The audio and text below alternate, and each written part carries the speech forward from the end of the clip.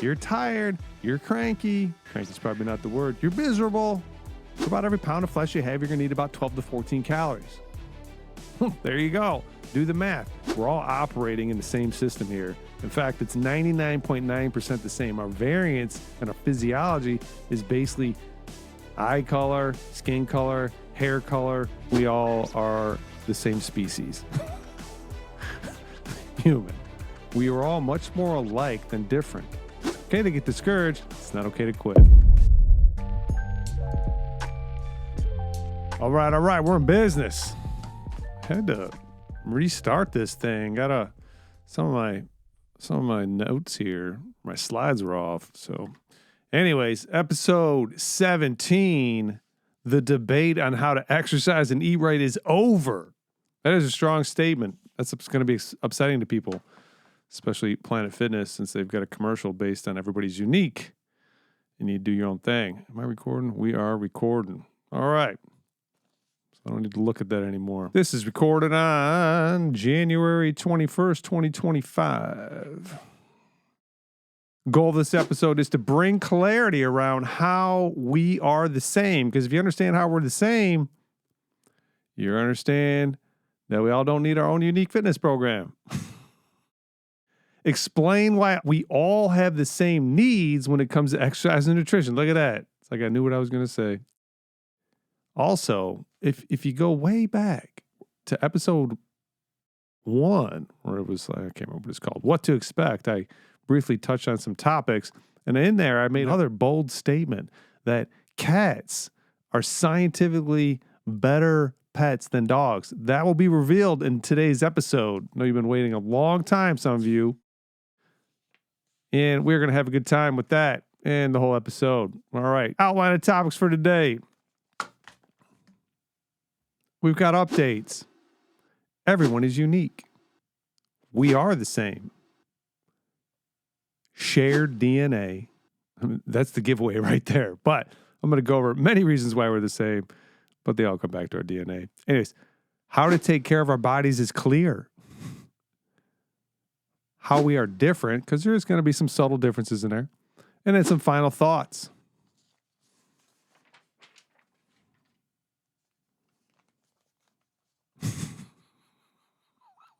Sorry. Just looked at myself in the camera and made a face. Why would I do that? I don't know. Okay, updates. Lions. That sucks.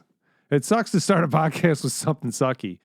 And the Lions lost. If you don't care, go skip real quick. We're going to talk about this for a second because, us here in the area, it's upsetting, and we're going to get past it. We're going to be all right. We're going to be back next year. And I wanted to give a little bit of insight, or not insight, but, maybe help some people that are still hung up on the whole thing feel a little bit better about it. In the regular season and the postseason NFL, there's 285 games played.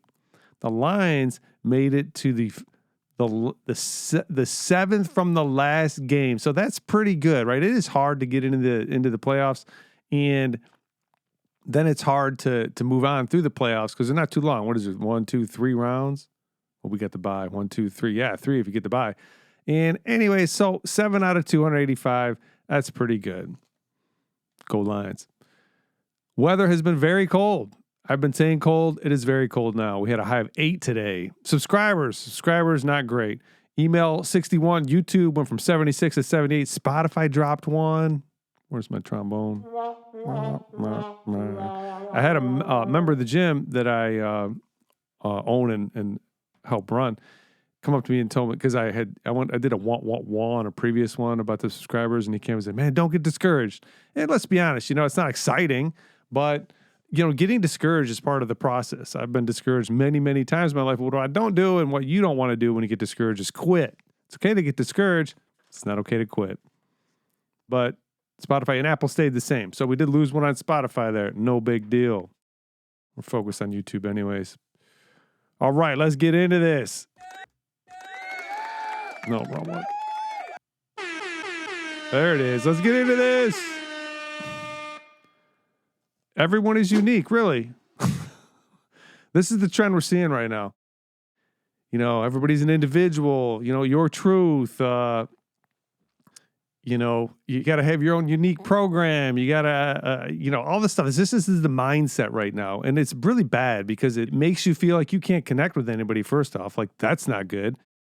Because if you're unique and you're an individual and there's nobody like you or has ever been like you ever in the history of the world, well, then how can you relate to anybody, right? Well, you can't, but you can because it's not really like that. It's kind of like that, but it's not really like that. And we'll get into what it's really like. But, sure, we have uniqueness. There's no doubt about it. But most of that's going to come from how we, go take it back to the mind-body connection, right? So when I'm talking about we're the same, I'm talking about our physiology is the same. And therefore, we can have the same fitness program if our goal is the same.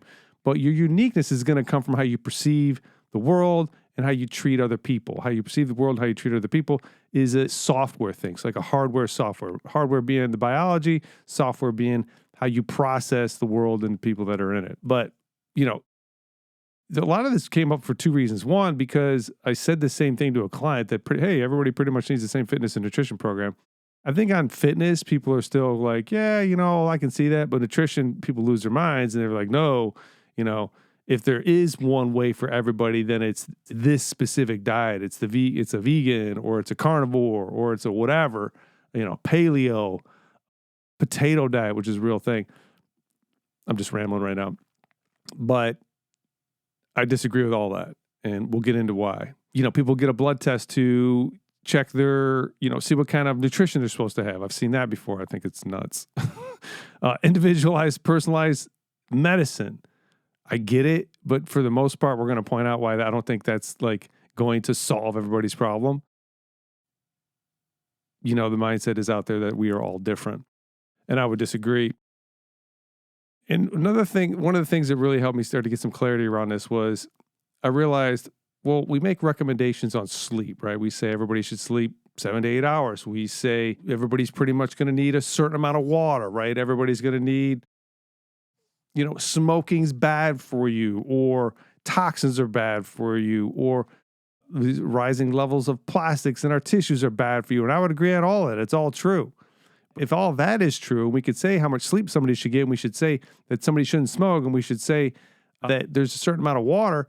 Well, then how come then we don't say there's a certain way you should eat and then there's a certain way you should exercise? But it didn't make any sense. People use fitness trackers, right? We look at those fitness trackers and it's giving you an HRV or it's giving you a resting heart rate. And we know that that's going to indicate some sort of parameter of health. What other examples do we have? If you think about like drugs, right? So if you take metformin, we expect it to have a similar response to everybody. A statin, Tylenol, SSRIs, antibiotics, right? We don't think that everybody's going to need their own specific antibiotic, but for some reason we think everybody needs their own specific exercise and nutrition program. We can look at blood markers. We could look at your glucose levels. We could look at your cholesterol levels. We could look at your CRP, C-reactive protein, hormone levels. And we're going to have all these parameters and say, all right, you need to fall within these parameters, and it's going to be a good indication that you're not in a disease state and you're healthy. That doesn't really make any sense. If everybody would need their own fitness and nutrition program, how could we look at blood markers and determine that there's a commonality there? But then our fitness and nutrition program would need to be something different. I'm going to hammer this, by the way, because if you just make 1 point, that won't be strong enough. But if I can make 10, which I'm doing right now, hopefully people will start to get it. Because one of the biggest problems with this messaging is that there's a lot of people right now struggling to exercise and eat right. And if you then tell them that they're going to need their own specific program that is unique to them, that is going to be confusing. That is going to be discouraging. If you're confused, you're going to be discouraged. You're not going to know what to do. If you don't know what to do, you're not going to act, right? So this messaging is bad because it's keeping people from, it's not letting them know that there's actually there's a process that's already laid out. And if you just do it, it's going to work.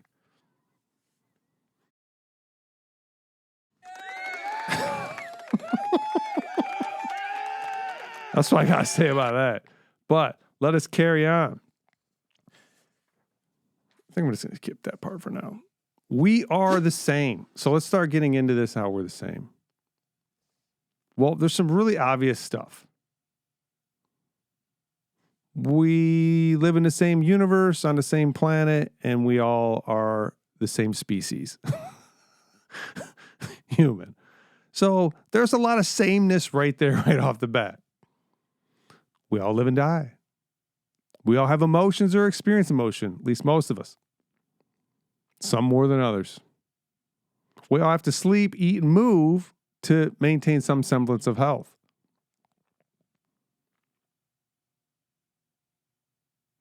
We're born in the same time frame.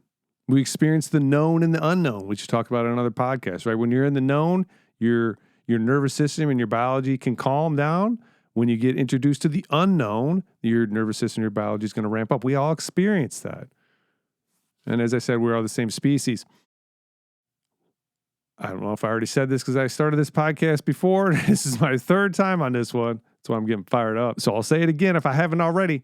Now, when I'm talking about this, I'm talking about the hardware, not necessarily the software. I'm pretty sure I said that already. The hardware being your physiology or your body, the biology, and the software being how you perceive the world and people in it. Now, you're going to get a lot more variance in your perceptions. You're not going to get hardly any variance in your biology. There's just not a ton. It is a very tight window that we are all operating in. I'll get into some of the differences at the end, but let's cover how we're the same first. All right, here we go. Here's the big dog. I need a dog barking sound. I definitely need that because chimes just don't get it. If you say, here's the big dog, the one that is just going to like obliterates the idea that we're all need this unique fitness program, it's the big dog DNA. See, it just doesn't hit right. Let's talk about DNA real quick. What is DNA? DNA is protein coding machine. And what that means is that at the inside every cell in your body, there's a DNA. And that DNA is expressing or signaling what proteins it needs to make, what that proteins that cell specifically needs, or what kind of proteins need to be produced and put out into. Are they dumped into the bloodstream and utilized for rebuilding, or are they kept localized? I don't know. Interesting. I have to look that up. But proteins or DNA is basically protein coded machine. That is what it is doing because you're made out of protein and lipids, and it's signaling the cell and telling it how to make those proteins to sustain life. DNA goes to amino acids, goes to proteins, goes to cells, goes to organisms. DNA is adapted. This is interesting. DNA is adapted and adapting to the environment. DNA is adapted and adapting to the environment. It is adapted from the past and adapting to the present environment. And the present adaptations would be epigenetics. Okay. A little technical there, and I'm not sure I'm 100% right on this DNA to amino acids to proteins. It would have to. I know amino acids are turned into proteins, so I guess the DNA is coding for amino acids, which are then getting built into proteins. It's got to be it. All life has DNA. There is not a single shred of life on the planet that does not have DNA, unless you're talking about a virus, because a virus is a little bit different. A virus actually uses your own machinery to replicate itself. I won't go into the details of that, but it's argumentative. People will argue about whether a virus is a life form or not. But all life has DNA. So now that we have a basic understanding of DNA, let's talk about some, how do I want to say this? All life has DNA. What percentage of DNA do we share with other organisms on the planet? So I figured we would start with trees, because who would think that we would have anything in relation to a tree? And we're going to do this because we're going to build it back to how much we are the same when we're done with this. So I'll read from the Google AI. I asked it, what percentage of DNA do we share with trees? And here's what it said. Humans share roughly 20 to 60% of their genetic information with trees, depending on the specific plant species, with the majority of shared genes being responsible for basic cellular functions like turning sugars and proteins into energy. Essentially, we share a significant portion of housekeeping genes that are necessary for all living organisms to function. I didn't read that exactly right, but I think you got it. Significant overlap in basic functions. This was kind of like a subtopic that it put out there. Many genes involved in fundamental processes like DNA replication, cell division, and protein synthesis are shared between humans and plants, including in trees. So we have a large portion, 20 to 60%, is the same because in order to function on this planet, that's what DNA does, right? I'll keep going. I could say that in a better way, but it's kind of slipping my mind right now. But we share that much because in order to produce energy, well, you're going to have, trees are producing energy and we're producing energy. So we're going to have similar things that are in line with the DNA, right? There's going to be some similarities there. So 20 to 60% of that were shared with trees. I don't know if I'm getting redundant or not, but I want to make the point. Percentage varies by species. While the overall range is 20 to 60%, the exact percentage of shared genes will differ depending on the specific tree species compared to humans. That would be obvious. Okay. All right. To help better grasp this, since you're listening, I came up with that was a pretty good analogy. If you can compare, we're going to talk about percentages, right? We just talked about 20 to 60%. We're going to use the alphabet to help us start to conceptualize these differences in percentages, right? So there's 27 letters in the alphabet. If you just take one of those letters, just one piece of that alphabet, that's a little less than 4%. We're going to call it 4% for simplicity purposes. What did I just say? You got 27 letters in an alphabet. If you took the Z off, that would be a 4% difference in that, right? We just talked about 20 to 60%. So bananas, we carry a 60%. It's so weird. We're 60% banana. No, we're not 60% banana. That's bananas. Where is the rim shot? We share 60% of our DNA with bananas. We're 60% the same. Mice, 67%. I think y'all know where I'm going with this. Rats, we share 69% of our DNA with rats. Cows, I thought rats would have been more like us than cows, but cows are 80%.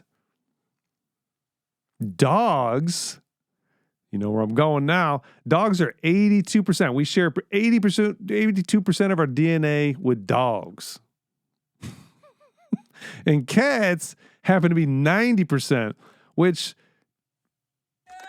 you know what? Let's get applause for the cats out there and the cat fans. Now, just so you know, I'm not like a super huge cat fan or a dog fan. I have a cat that's left over from a relationship. And I love the cat. It's a great cat. You know, we had a contentious relationship for a while there, but we've learned to get along with each other. I like cats. Cats are, if I had to choose between a cat and a dog, I would choose a cat, though, because they're just, they just are way less responsibility. And I don't want the responsibility of a dog. I just don't. It's an animal, But cats, we share 90%. Now, let's back up a little bit. Cows were 80% and dogs were 82%. I mean, that's not much difference. You might as well have a pet cow, and I've got a anyways, I'm not going down that road. Sorry.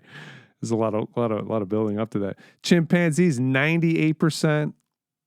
And then lastly, from human to human, we are all sharing 99.9%. Okay? But somehow we need a different fitness and exercise program. No, we don't. We just don't. That's why we all need about the same amount of sleep. We all need about the same amount of water. We all need to take about the same amount of nutrition. We all need about the same amount of movement if we're going to have minimums and optimums, right? We're all operating in the same system here. In fact, it's 99.9% the same. Our variance and our physiology is basically eye color, skin color, hair color, and then kind of your structure, So how are your length of your bones, the size of your bones? How do the muscles and what kind of relationship or percentages of your muscles to your connective tissue do you have? Where do they connect exactly on the bone? How tall are you? It's crazy to think, because you can so easily identify that variation, but it's only a 0.1%, which is just mind-boggling. This tells you how tuned in we are to each other. So anyways, there it is. Cats are better than dogs.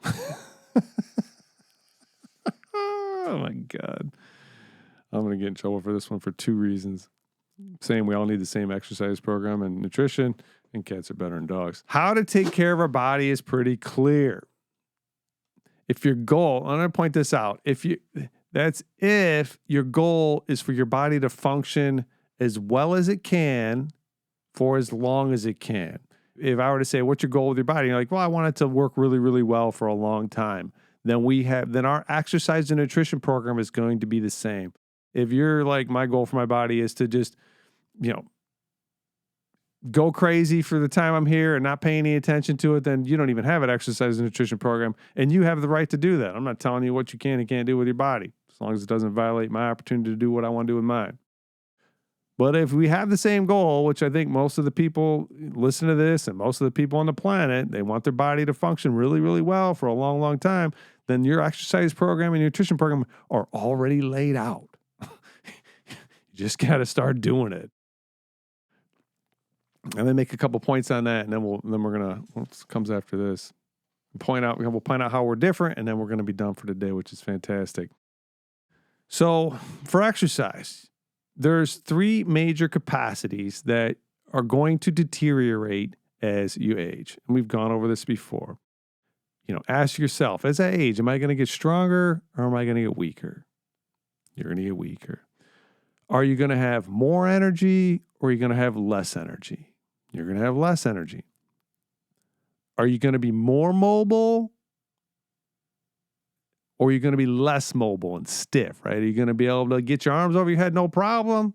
Or is that going to start to become difficult and your spine going to get stiff and your neck going to get stiff and your knees going to get stiff as you age? You're going to get stiffer.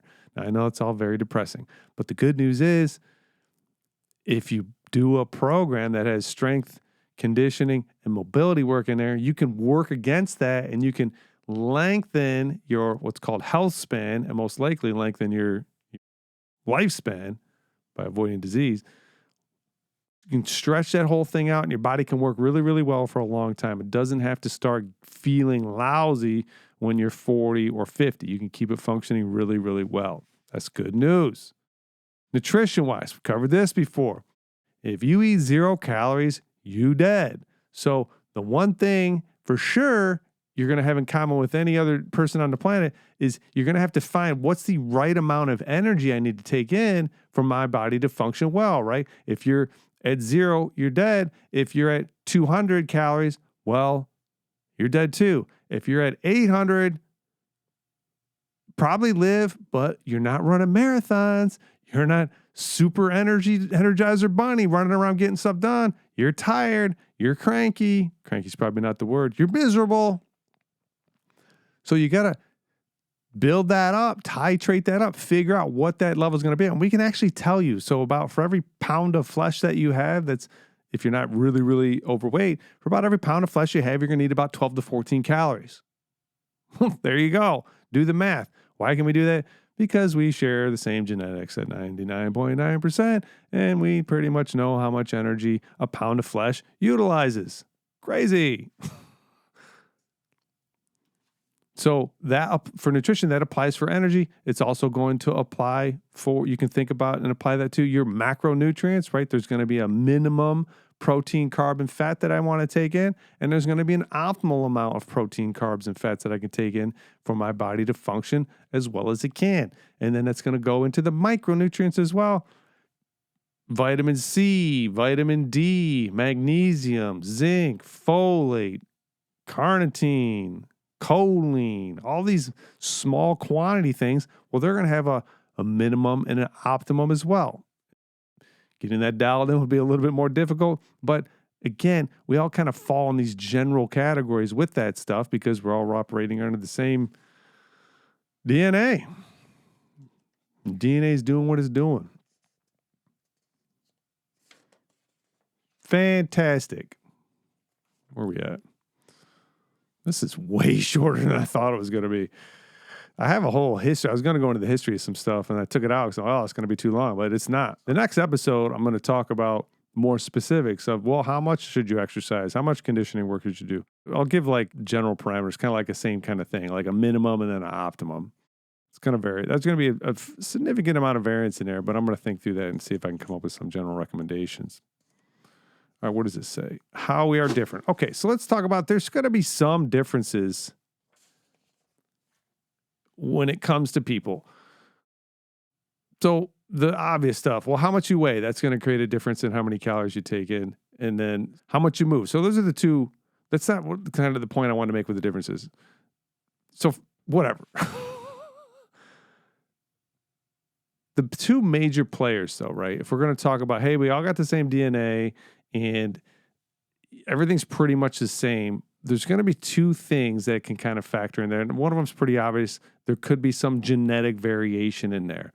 And the thing I would say right off the rip is that's going to be important, but it's still going to fall secondary to making sure that you're maintaining your strength, your conditioning, and your mobility, right? So it doesn't matter if you have a genetic variation because those three things are still going to play in there. And it's going to be the same when it comes to nutrition as well, for the most part, right? I still got to get a minimum or optimum amount of energy. I still want to take in a certain amount of proteins, carbs, and fats.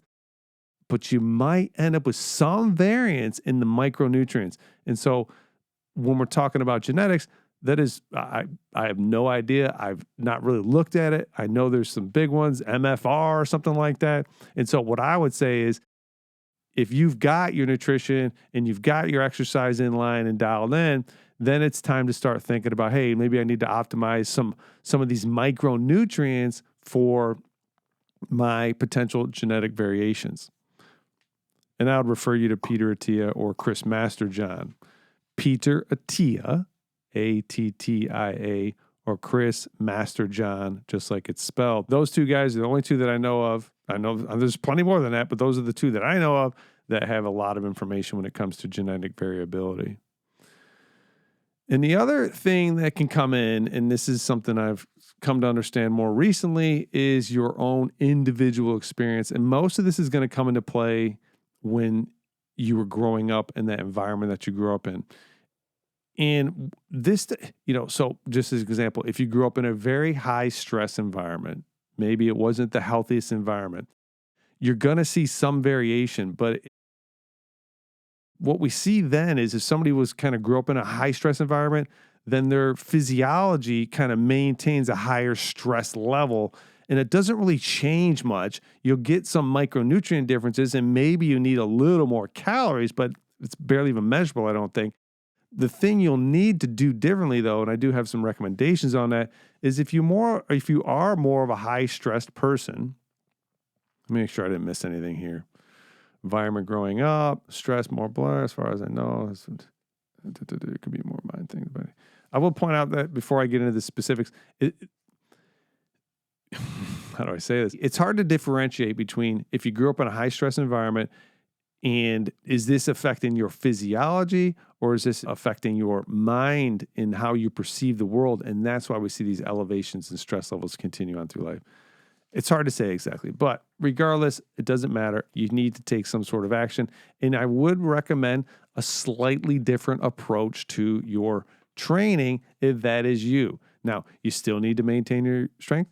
You still need to maintain your conditioning work, and you still need to maintain your mobility, but you might need to spend more time doing some other stuff, right? So trying to find a balance in between trying to down-regulate your stress response, right? So maybe you're going to do, I'll spend 15, 20 minutes a day doing some breath work. Maybe you need to spend more time on breath work. Maybe doing some yoga. Maybe spending more time on the mobility aspect and getting your nervous system and your physiology to calm down will be a good idea. And that would be really the only thing I would say. Although there is another thing you can do. Like if somebody is a high stress person, I've seen this before, or doing high intensity training can be good because it can help you elevate and then notice because what you notice after high elevation is if you eat appropriately and you get into a lower stress state, you'll actually come down and go below your starting space. When you're in a high stress state, like you're doing high intensity training, it's very dysphoric, right? So it's uncomfortable. And what your body will do is it'll start to raise its level of euphoric chemicals to try and balance that out. And then what ends up happening is when you stop the stressful thing, you end up in a lower stress state. You feel more euphoric. So if you do know yourself to be a little bit higher stress person, doing high intensity training, if done right and not too much, can help snap you out of there and get you to kind of down regulate. Again, everybody's different, and you're going to have to experiment around. If this is you, again, we're getting into minutia here, all right? But I would say those things if you did grow up in a high stress situation. Those are some things to consider. Genetic variation already covered, and so on and so forth. Okay, fantastic. Final thoughts. We are the same. We're in the same universe, on the same planet, walking around in the same biology with the same DNA. We all need 12 to 14 calories per pound. We all need to move, eat, and rest to take care of ourselves. DNA alone, though, with those points even made, DNA alone tells the story. If our DNA is 99.9% the same, or said differently, 0.01% different, and DNA is adapted to the environment, which it is, how is it that we would need different nutrition and fitness strategies to create a body that functions well and lasts a long time? Well, we wouldn't.